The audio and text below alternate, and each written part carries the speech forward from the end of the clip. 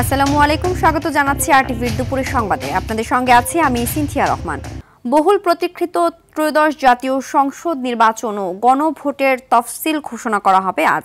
এ বিষয়ে জাতির উদ্দেশ্যে প্রধান নির্বাচন কমিশনার এএমএম নাসির উদ্দিনের রেকর্ডকৃত ভাষণ সন্ধ্যা ৬টায় প্রচার করবে বাংলাদেশ টেলিভিশন ও বাংলাদেশ বেতার। রাজধানীর আগারগাঁওয়ে নির্বাচন ভবনে সাংবাদিকদের এ তথ্য জানিয়েছেন নির্বাচন কমিশন সচিবালয়ের জ্যেষ্ঠ সচিব আক্তার আহমেদ। তিনি বলেন, ইসির সব প্রস্তুতি চূড়ান্ত হয়েছে।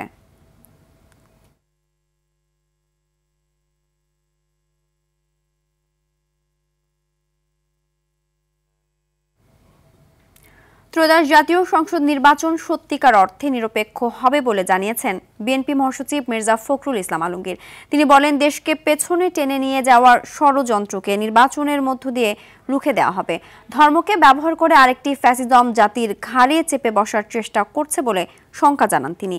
এছাড়া দেশে কালো শক্তির উত্থান ঘটার শঙ্কা প্রকাশ করেন দলটির সিনিয়র যুগ্ম মহাসচিব রুহুল কবির রিজভী। রুদ্র রফিককে সাথে নিয়ে আরও জানাচ্ছেন বিপুল দেব রায়। মনে হয় না মানুষকে এখন একটা কথা শুধু বললেই। রাজধানীর কেআইবি মিলনায়তনে সপ্তাহব্যাপী দেশ গড়ার কর্মসূচির পঞ্চম দিনে যোগ দেন দেশের বিভিন্ন প্রান্ত থেকে আসা নেতাকর্মীরা। পরিবারের নারী প্রধান বা গৃহকর্ত্রী। এই সময় বেগম রোকেয়াকে কাফের মুরতাদ বলার নিন্দা জানিয়ে দলটির সিনিয়র যুগ্ম মহাসচিব রুহুল কবির রিজভী বলেন, দেশে কালো শক্তির উত্থান নিয়ে সংশয় রয়েছে। কোনো অন্ধ কালো শক্তির উত্থান ঘটছে কিনা এটা নিয়ে আমার খুব সংশয় তৈরি হয়। না হলে এই ধরনের এক মহিলা যাকে একটা বাতিঘর হিসেবে দেখে, আমাদের নারী সমাজকে যিনি শিক্ষায় এবং ক্ষমতায়নের প্রথম যিনি পথপ্রদর্শক, তাকে ফিজিক্সের একজন শিক্ষক বলছেন কাফের মুরতাদ। আমি তীব্র নিন্দা জানাই, ঘৃণা জানাই। এই অপশক্তিকে রুখে দেওয়ার আহ্বান জানিয়ে বিএনপি মহাসচিব মির্জা ফখরুল ইসলাম আলমগীর জানান, দেশকে পেছনে টেনে নেওয়া শক্তির বিরুদ্ধে সবাইকে ঐক্যবদ্ধ থাকতে হবে। পেছন থেকে অন্ধকারের মধ্য দিয়ে একটা কালো থাবা বেরিয়ে আসছে কিনা, আর একটা ফ্যাসিজম অন্য দিক থেকে আমাদের উপরে চেপে বসতে চাইছে কিনা, আজকে মানুষকে বিভ্রান্ত করে এবং দুর্ভাগ্যজনক ভাবে আমাদের প্রিয় ধর্মকে ব্যবহার করে তারা আজকে বাংলাদেশের মানুষকে বিভ্রান্ত করতে চাইছে কিনা, আজকে সেই শক্তির বিরুদ্ধে আমাদেরকে রুখে দাঁড়াতে হবে। একদিকে আমাদের বাংলাদেশকে রাজনৈতিকভাবে অর্থনৈতিকভাবে দৃঢ় অবস্থানের মধ্যে দাঁড় করাবার লড়াই, আরেকদিকে হচ্ছে এই অপশক্তিকে রুখে দেওয়ার লড়াই। এবারে নির্বাচন নিরপেক্ষ হবে জানিয়ে দলটির মহাসচিব আরো জানান, নির্বাচনের মধ্যে দিয়ে দেশ গড়ার সুযোগ এসেছে। নির্বাচন সেই আওয়ামী আমলের নির্বাচন নয়, এই নির্বাচন কিন্তু হবে একেবারেই পুরোপুরিভাবে সত্যিকার অর্থেই একটা নিরপেক্ষ নির্বাচন।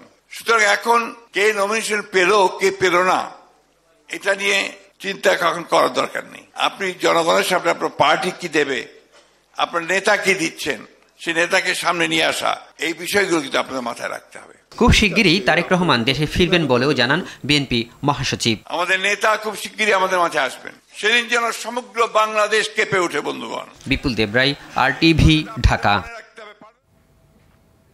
আগামী নির্বাচনের মধ্য দিয়ে দেশে গণতন্ত্র ফিরিয়ে আনার প্রত্যয় ব্যক্ত করেছেন বিএনপির স্থায়ী কমিটির সদস্য আমির খুশ মাহমুদ চৌধুরী। তিনি বলেন, শুধু রাজনৈতিক অধিকার নয়, সব ধরনের অধিকার ফিরিয়ে দিতে এই নির্বাচন। দুপুরে কৃষক দলের প্রতিষ্ঠা বার্ষিকী উপলক্ষে শহীদ প্রেসিডেন্ট জিয়াউর রহমানের সমাধিতে শ্রদ্ধা নিবেদন শেষে তিনি এসব কথা বলেন।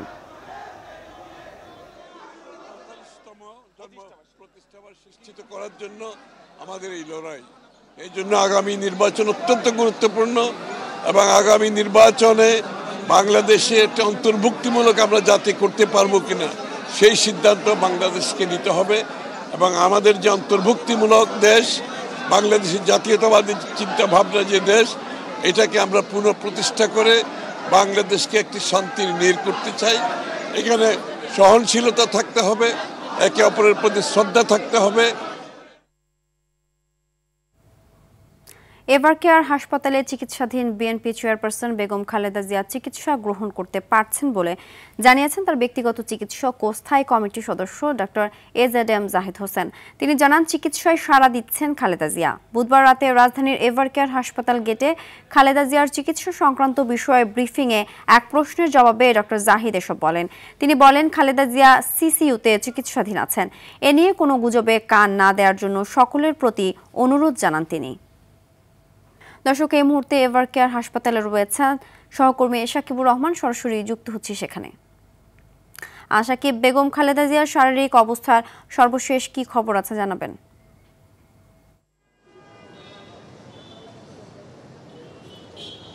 সিনথিয়া, আসলে বেগম খালেদা জিয়া কিন্তু অপরিবর্তিত অবস্থায় চিকিৎসা নিচ্ছেন। গতকাল রাতে তার ব্যক্তিগত চিকিৎসক এবং বিএনপির স্থায়ী কমিটির সদস্য ডক্টর এজেডএম জাহিদ হোসেন জানিয়েছিলেন তিনি আইসিইউতে চিকিৎসা গ্রহণ করছেন।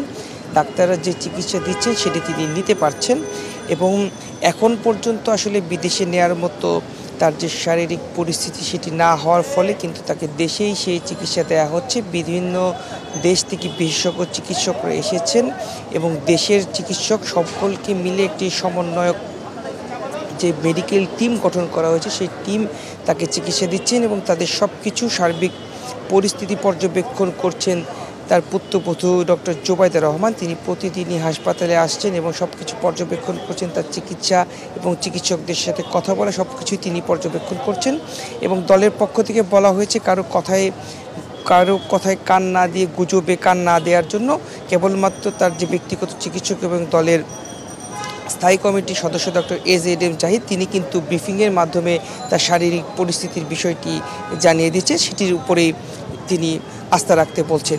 যেহেতু বেগম জিয়ার বিষয়ে সারা দেশের মানুষ জানতে চায় এবং চিকিৎসার ক্ষেত্রে কিছু ব্যক্তিগত বিষয় থাকে যার ফলে আসলে চিকিৎসকরা চাইলেও সব কিছু জানাতে পারে না, এমনটি গতকালকে তিনি উল্লেখ করেছেন এবং তিনি বলেছেন যে সবাই যেন তার জন্য দোয়া করে এবং তিনি দ্রুতই সুস্থ হয়ে উঠতে পারবেন বলে তারা আশা প্রকাশ করছেন। সব মিলিয়ে বলা চলে আজকে হয়তো বা সন্ধ্যার পরে নতুন করে ব্রিফিং করলে তার পরবর্তী আপডেট দর্শকদেরকে জানিয়ে দেওয়া যাবে। সিনথিয়া, ধন্যবাদ। তেজগাঁও কলেজ শিক্ষার্থী সাকিবুল হাসান রানার মৃত্যুর ঘটনায় বিচারের দাবিতে ফার্মগেট মোড় অবরোধ করে বিক্ষোভ করেছে তার সহপাঠীরা। বৃহস্পতিবার সকাল 10:30টার দিকে এই অবরোধ কর্মসূচি শুরু হয়। এতে আশপাশের এলাকায় তীব্র যানজটের সৃষ্টি হয়। পরে পুলিশের আশ্বাসে 12:30টার দিকে তা প্রত্যাহার করে নেয় আন্দোলনকারীরা। এ সময় মাদক ও সন্ত্রাসমুক্ত নিরাপদ ছাত্রাবাস সহ একাধিক দাবি জানায় তারা। নিহত সাকিবুল হাসান কলেজটির দ্বাদশ শ্রেণীর বিজ্ঞান বিভাগের শিক্ষার্থী।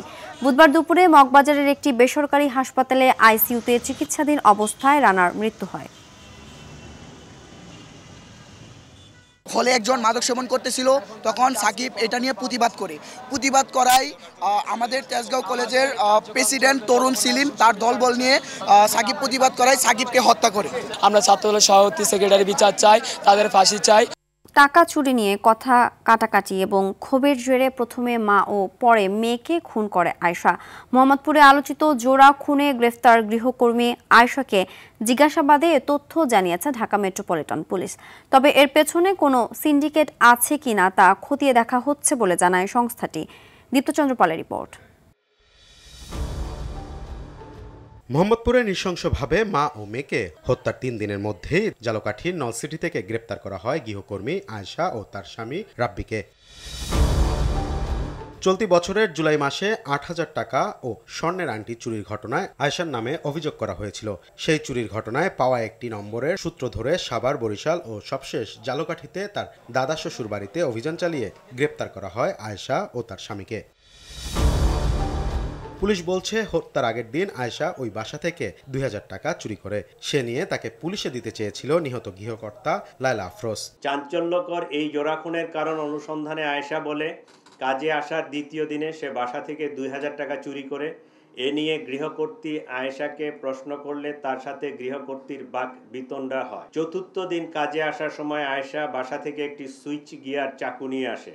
ঘটনার দিন টাকা চুরি নিয়ে তাদের মধ্যে আবারও কথা কাটাকাটি হয় এবং ধস্তাধস্তির এক পর্যায়ে আয়েশা গৃহকর্ত্রী লায়লা আফরোজকে সুইচ গিয়ার দিয়ে এলোপাতাড়ি ছুরিকাঘাত করে। খুনের পর আয়েশা ল্যাপটপ ও মূল্যবান সামগ্রী লুট করে পালিয়ে যায়। নিজের বোনের বাসা থেকেও 2 লাখ টাকা চুরি করেছিল আয়েশা। ঘটনার সময় আয়েশা নিজেও আহত হয় এবং রক্তমাখা কাপড় চোপড় পাল্টিয়ে মেয়ে নাফিসার স্কুল ড্রেস পরে বাসা থেকে বের হয়ে যায়। যাওয়ার সময় ব্যাকপ্যাকে একটি ল্যাপটপ, মোবাইল ফোন আরও কিছু জিনিসপত্র নিয়ে যায়। গৃহকর্মী রাখার আগে তার পরিচয় নিশ্চিত সহ যাবতীয় তথ্য যাচাই করে কাজে নিয়োগ দেওয়ার আহ্বান ডিএমপির। গৃহ সহায়তাকারী রাখার পূর্বে অবশ্যই তাদের পরিচিতি নিশ্চিত হবেন। দীপ্তচন্দ্র পাল, RTV, ঢাকা। 24 ঘন্টা পার হলেও উদ্ধার করা সম্ভব হয়নি রাজশাহীর তানোরের 2 বছরের শিশু সাজিদকে। উদ্ধারের চেষ্টা চালিয়ে যাচ্ছে ফায়ার সার্ভিস। ইতিমধ্যে 3টি এক্সকাভেটর দিয়ে 40 ফুট গভীর গর্ত তৈরি করা হয়েছে। মূল গর্ত পর্যন্ত পৌঁছাতে দমকল বাহিনীর কর্মীরা ভোর থেকে সুড়ঙ্গ খুঁড়ছেন। ফায়ার সার্ভিস জানায়, গভীর নলকূপ মুখ এবং 8 ইঞ্চি ব্যাসার্ধের সেটির গর্তে পড়ে যাওয়া শিশুটিকে উদ্ধারে 40 ফুট গভীর গর্ত খনন করা হয়েছে। এরপর মূল সরু গর্তে পৌঁছাতে এখন সুড়ঙ্গ তৈরির কাজ চলছে। বুধবার বেলা 1টার দিকে তানোরে সাজিদ নামের 2 বছর বয়সী শিশুটি গভীর গর্তে পড়ে যায়। শিশুটি তার মায়ের হাত ধরে জমিতে হাঁটছিল। হঠাৎ সে গর্তে পড়ে যায়। সাজিদ উপজেলার কোয়েলহাট পূর্বপাড়া গ্রামের রাকিবের ছেলে। বাচ্চা আমার কোলে থেকে নেমে গেছে, আমি আগে আগে হেঁটে যাচ্ছি, পিছন পিছন আমার বাচ্চা হেঁটে যাচ্ছে। আমিও গর্ত খেয়াল করিনি, আমি গর্ত পার হয়ে চলে গেছি। আমার বাচ্চা গর্তের ভিতর লড়াইয়া করা আছে, খেয়াল করেনি, পাও দিছে আর নেমে গেছে। পরে আম্মু আম্মু করে ডাকিচ্ছি, আমি পিছন ঘুরে দেখিচ্ছি আমার আম্মু আম্মু ডাকা শুনতে পাচ্ছি, কিন্তু ছাওয়াল দেখতে পাচ্ছি না। গর্তের ভিতরে আমরা 6 ইঞ্চি বিশিষ্ট একটা 30 ফিট পাইপ আমরা সেখানে ঢুকেছি, কিন্তু পাইপটা 30 ফিট যাওয়ার পরে আর পাইপটা যায়নি। তো আমরা এখানে ধারণা করতেছি হয়তো বা বাচ্চাটা সেখানে আটকেও থাকতে পারে। সার্চ ভিশন ক্যামেরা আমাদেরকে কি রেজাল্ট দেয় সেই মোতাবেক আমরা পরবর্তী পদক্ষেপ নেব। এই বিষয়ে আরো জানাতে রাজশাহী থেকে সরাসরি যোগ দিচ্ছেন সহকর্মী মোস্তাফিজ রকি। মোস্তাফিজ, শিশু সাজিদকে উদ্ধার তৎপরতার বিষয়ে বিস্তারিত জানাবেন।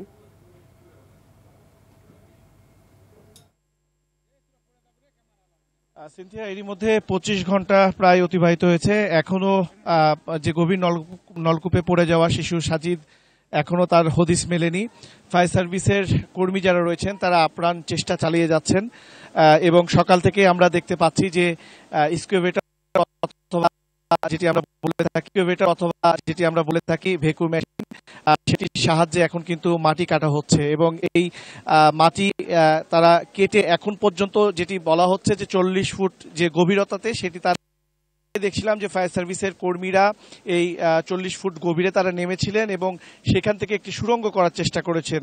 তবে এখন পর্যন্ত আসলে নিখোঁজ যে সাজিদের যে হদিস সেটা কিন্তু তারা এখনো পায়নি।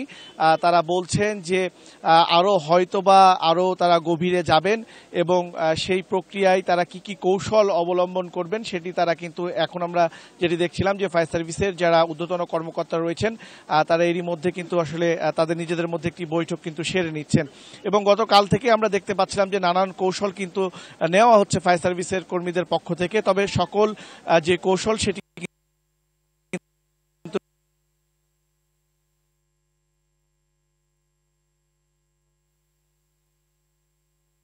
আসলে তাদের যে জন্য আমরা দেখেছিলাম যে সকালে ক্যামেরা যে উচ্চ সম্পূর্ণ ক্যামেরা ডিভাইস রয়েছে সেটি সেই 40 ফুট গভীরে নিচে নামানো হয়েছিল। সেখানেও সাজিদের যে হদিস বা সন্ধান সেটি কিন্তু আসলে পাওয়া যায়নি। ফলে নতুনভাবে আবারও পরিকল্পনা করছেন ফায়ার সার্ভিসের কর্মীরা এবং আপনি নিশ্চয়ই দেখতে পাচ্ছেন যে এই সাজিদের সন্ধানে এবং তাকে যেন জীবিত অবস্থায় উদ্ধার করা হয়, এই কারণে কিন্তু সাধারণ মানুষের মধ্যে এক ধরনের যে উৎকণ্ঠা উদ্বেগ সেটি কিন্তু বিরাজ করছে এবং গতকাল রাত থেকে কিন্তু স্থানীয়রা এই বিলটি যেটি রয়েছে সেখানে কিন্তু তারা অবস্থান করছে। এছাড়াও আমরা দেখেছি যে বিশেষ করে তারা কিন্তু আসলে স্থানীয় প্রশাসনকে সকালবেলায় কিন্তু তারা আসলে যে সহযোগিতাটি সেটিও তারা করেছেন এবং কিছুক্ষণ আগেও সেনাবাহিনীর পক্ষ থেকে একটি টিম এখানে এসেছিলেন এবং এই জায়গাটি আসলে তারাও পরিদর্শন করেছেন এবং স্থানীয় প্রশাসনের যারা ঊর্ধ্বতন কর্মকর্তা রয়েছেন তারাও কিন্তু আসলে এই অভিযানে কিন্তু জোর তাগিদ দিচ্ছেন যে কোনোভাবে আসলে সাজিদকে যেন জীবিত উদ্ধার করা যায় সেটি তারা আসলে চেষ্টা চালিয়ে যাচ্ছেন এবং দেশবাসীর কাছেও কিন্তু আসলে তার জন্য দোয়া কিন্তু আসলে প্রার্থনা বা কামনা করা হচ্ছে। তো এই ছিল সিনথিয়া আমার কাছে রাজশাহী তানোর থেকে সাজিদের গভীর নলকূপে পড়ে যাওয়ার সর্বশেষ। ধন্যবাদ। অসহায় রোগীদের সাহায্যের নামে অর্থ আত্মসাতের অভিনব কৌশল ব্যবহারের অভিযোগ উঠেছে জাতীয় অর্থোপেডিক্স ও পুনর্বাসন কেন্দ্রের সেবিকা সুফি আক্তার সুমির বিরুদ্ধে। হাসপাতালটির সামনের সড়ক বা বারান্দায় পড়ে থাকা রোগীর অসহায় দৃশ্য ধারণ করে সামাজিক মাধ্যমে আবেগঘন পোস্ট দেন তিনি। এতে দেশ বিদেশের অনেকে সাহায্যের হাত বাড়িয়ে দেন, আর সেসব অর্থ পৌঁছায় না রোগীদের হাতে। নাজমুল হোসেন সাইমনের ক্যামেরায় মোহাম্মদ সাইমের রিপোর্ট। ফেসবুকে এভাবেই রাস্তা থেকে কুড়িয়ে এনে রোগীর চিকিৎসা করাচ্ছেন বা স্বজনহীন এই রিকশা চালককে ভাত খাওয়াচ্ছেন। এ ধরনের দৃশ্য সামাজিক মাধ্যমে ছড়িয়ে দেয় দেশ বিদেশ থেকে এসব রোগীদের সাহায্যের টাকা পাঠাচ্ছেন হৃদয়বান প্রবাসীরা। আর এই রোগীদের পণ্য বানিয়ে প্রতারণার অভিযোগ এই ব্রিটিশ প্রবাসীর। 13,000 টাকা ছিল, ওই 13,000 টাকা আমি ওর কাছে দিছি। টাকাটা সে নেওয়ার পরে 1,000 টাকা দিয়ে ডাক্তারদেরকে সে ওই যে বিরিয়ানি খাওয়াইছেন, বাকি 12,000 ওর কাছে ছিল। ওই টাকাটা কি করছে আমি জানি না। ওই লোকটা যখন মারা গেছে সে কিন্তু কাউকে কোনো আপডেট দেয় নাই যে ওই লোকটা মারা গেছে। ওনাকে দেখা যায় এখনও সে বিউ বিজনেস করতেছে, টাকা উঠাচ্ছে এবং সে প্রতি মাসে তার বিকাশ অ্যাকাউন্ট ক্লোজ করে নতুন নতুন অ্যাকাউন্ট খুলে। অভিযোগের সত্যতা জানতে গোপনে নিটোরের জরুরি বিভাগের 1 নং ওয়ার্ডে টিম RTV পরিচয় গোপন করে কথা বলি সুমির প্রচার করা কয়েকজন অসহায় রোগীর সাথে। টাকাটা দেওয়ার পর তো সুমিয়া পয়সা আমার জিগাও নাই যে আপনি ভালো আছেন কি না, আমার দ্বারা এই পর্যন্ত তার আসেই না। পরে কি চিকিৎসা করাচ্ছে? সে ভিডিও করে বলছে যে রাব্বি কোনো কিছু বলে কিছু দরকার হলে আমাকে বলবে। আপনি কি দেখেন সে ভুল না? সমাজসেবার আড়ালে অর্থ আত্মসাতের সকল অভিযোগ অস্বীকার করে কয়েকজন রোগীকে সাহায্য দেওয়ার প্রমাণও দেখান সুমি। এটা একদম সম্পূর্ণ মিথ্যা। আমার জীবনে আজ পর্যন্ত আমি যেই রোগীকে ভিডিও করছি তাকে অবশ্যই সাহায্য করছি, সেগুলো আমার কাছে অনেক তথ্য আছে, প্রমাণ আছে। কিন্তু ভিডিও বানানো শেষে অসহায় এই রোগীকে ফ্লোরে ফেলে রেখেছিলেন তিনি। এমন অবস্থায় অভিযোগকারী বাধ্য হয়ে টাকা দিয়ে আয়ার মাধ্যমেই ড্রেসিং ও ব্যান্ডেজ করান। সুমি আসছে, আইসা ওনাকে একটা ভিডিও করে ভর্তি করে সে রেখে চলে গেছে। অনেক কন্টাক্ট করছে সুমির কাছে ড্রেসিং করার জন্য, ওনাকে শাওয়ার করার জন্য, সে আসে নাই। আমি একজন বুয়াকে দিয়ে শাওয়ার করাইছি 2,000 টাকা দিয়ে। যে 2,000 টাকা দিছে তাকে তো বাধ্য করা হয় নাই, টাকাটা তো আমি দিতে চাইছি। মারা যায়, এই ব্যাপারটা কি রিভিউ করেন? কোনো রোগী মারা গেলে এটা তো আমার দেখার বিষয় না যে সে মারা গেছে। আয়া জানালেন ভিডিও বানানোর শেষে রোগীর খবর নেন না তিনি। তুমি যে এদেরকে যে ভিডিও করে এদেরকে টাকা পয়সা দেয়? ম্যাডাম আমি কি বলবো, আমার সামনে তো কোনো শুরু করে না। তবে কিছু কিছু রোগী সুমির সহায়তায় এই হাসপাতালে চিকিৎসা পেয়েছেন, করিয়েছেন অপারেশনও। পরীক্ষা নিরীক্ষা অনেক টাকা লাগছে স্যার, আমি তো মানে অসহায় একবার কিছু পাচ্ছি না। অসহায় রোগীদের সাহায্যে হৃদয়বান ব্যক্তিরা এগিয়ে আসেন। তাদের চাওয়া দানের অর্থের সঠিক ব্যবহার। সে সিস্টেম বুঝে না, বয়স্ক মানুষ, সেটা ওনার দোষ, আমাদের তার দোষ না। মোহাম্মদ সায়েম, RTV, ঢাকা। 1971 সালের 11 ডিসেম্বর যশোর টাউন হল ময়দানে বিজয় সমাবেশ করে প্রবাসী সরকার।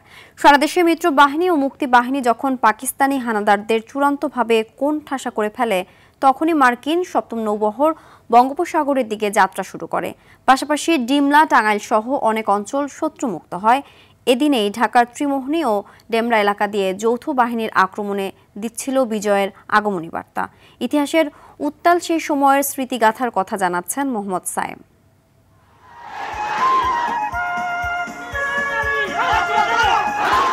71-এর এই দিনে হানাদার মুক্ত হয় টাঙ্গাইল, নীলফামারীর ডিমলা ও দিনাজপুরের হিলিসহ অনেক অঞ্চল। দীর্ঘ সময় ধরে চলা রক্তক্ষয়ী যুদ্ধের পর পাক হানাদার মুক্ত হওয়ায় বাঁধভাঙা উল্লাসে রাস্তায় নেমে আসেন এসব এলাকার মুক্তিকামী মানুষ। এদিন জামালপুর ও ময়মনসিংহে পতনের পর ঢাকার সংকট ঘনীভূত হয় হানাদার বাহিনী ও তার দোসরদের। উত্তর পূর্বে যৌথ বাহিনী মেঘনা অতিক্রম করে ঢাকা অভিমুখী হয়। শুরু হয় ঢাকা দখলের লড়াই। 11 তারিখে ঢাকার চতুর্দিক দেয়া মুক্তিবাহিনী, মিত্র বাহিনী সম্পূর্ণ ঢাকাকে মুক্ত করার জন্য সবাই ঘেরাও দিয়ে বেরিয়েছে। ঢাকার অভ্যন্তরে যৌথ বাহিনীর আক্রমণ, সাথে দেশের বিভিন্ন অঞ্চল থেকে ঢাকামুখী যৌথ বাহিনীর ঢল ভিত নাড়িয়ে দেয় পাকিস্তানি হানাদারদের। তখনই মার্কিন 7ম নৌবহর বঙ্গোপসাগরের দিকে যাত্রা শুরু করে। পাকিস্তান আর্মি কোনো দিকে যাওয়ার পথ নাই, আকাশপথ মিত্র বাহিনীর এবং নৌপথও মিত্র বাহিনীর, স্থল বাহিনী তো আসেই, তো একদম হলো। এরপরে আস্তে আস্তে আস্তে এদিকে তারা আগাইতেছে, পাকিস্তান আর্মি পিছন দিকে ব্যাক করতেছে। আকাশ, নৌ ও স্থলপথে যৌথ বাহিনীর হামলায় পুরোপুরি কোণঠাসা হয়ে পড়ে হানাদাররা। মুক্তিকামী বাঙালির শেষ মুহূর্তের অপেক্ষা ছিল শুধু চূড়ান্ত বিজয়ের।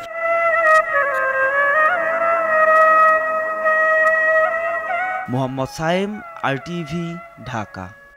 গণভোটের প্রশ্নগুলো সহজ ভাষায় জনগণকে বোঝাতে তথ্য কর্মকর্তাদের নির্দেশ দিয়েছেন তথ্য মন্ত্রণালয়ের সচিব মাহবুবা ফারজানা। সচিবালয়ে জাতীয় সংসদ নির্বাচনের প্রচার কার্যক্রম বিষয়ে বিভিন্ন মন্ত্রণালয়ের জনসংযোগ কর্মকর্তা ও আঞ্চলিক তথ্য কর্মকর্তাদের নিয়ে মতবিনিময় সভায় তিনি এসব কথা বলেন। তিনি বলেন, এবারের নির্বাচনে গণভোট অনেক বড় চ্যালেঞ্জ। নির্বাচন ও গণভোটের কন্টেন্ট তৈরি করবে সংস্কৃতি মন্ত্রণালয় এবং প্রচার প্রচারণার কাজ করবে তথ্য মন্ত্রণালয়। অপতথ্য ও গুজব মোকাবেলা করে প্রকৃত তথ্য তুলে ধরতে হবে বলেও জানান তিনি। যারা ফিল্ড লেভেলে আছেন, আঞ্চলিক আছেন, তাদের দায়িত্ব হবে যে আমাদের এই মুহূর্তে সবচেয়ে চ্যালেঞ্জের যে বিষয়গুলো অপতথ্য, গুজব, সেগুলো যেন এড়িয়ে আমরা যেন সেগুলো যেন আমরা একেবারে প্রথম ক্ষেত্রেই যে জায়গায় হয় সেই জায়গায় গিয়ে আমরা যেন তাদের সাথে বসে সেটার প্রকৃত তথ্যটা জানানো।